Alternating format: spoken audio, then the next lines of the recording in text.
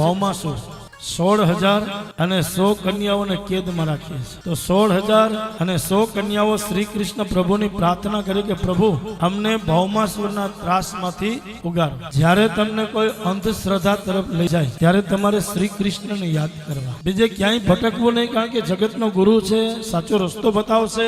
ભૌમાસુર એટલે બ્રહ્મણા. તો પ્રભુએ ભૌમાસુરની સાથે યુદ્ધ કર્યું. ભૌમાસુરને એવું વચન હતું કે કાનની પાછળ અહીંયા જે કાકરી મારે એના હાથથી જ ભૌમાસુરનું મૃત્યુ થાય. એ બાણથી કે લાકડીથી એવી રીતના મરે એમ હતો ને. અને આ યુદ્ધ ક્યાં થયું? તો જામનગર જિલ્લાનું ભાણવડ તાલુકાનું ગોપનાથ, જેને આપણે જામ ગોપનાથ કહીએ, ત્યાંથી ભગવાને જે કાકરી મારી અને જેવી ભૌમાસુરને આ કાકરી લાગી એટલે ત્યાં ને ત્યાં ભૌમાસુરનો વધ થયો. તેથી કાકરી એટલી નાની એવી હતી, આજે એટલી મોટી થાય છે વર્ષે ને વર્ષે. તો ભૌમાસુરનો વધ થયો અને 16,100 કન્યાઓએ પ્રભુએ એને મુક્ત કરી. તો પ્રભુ કહેવા લાગી, પ્રભુ હવે તમે મુક્ત કરી તો અમારો સ્વીકાર પણ તમે જ કરો. તો પ્રભુએ 16,000 અને 100 કન્યાઓની સાથે પાણી ગ્રહણ કર્યું. હવે ટોટલ મારો તો ભગવાનના લગ્ન કેટલા થયા? 16,108 લગ્ન.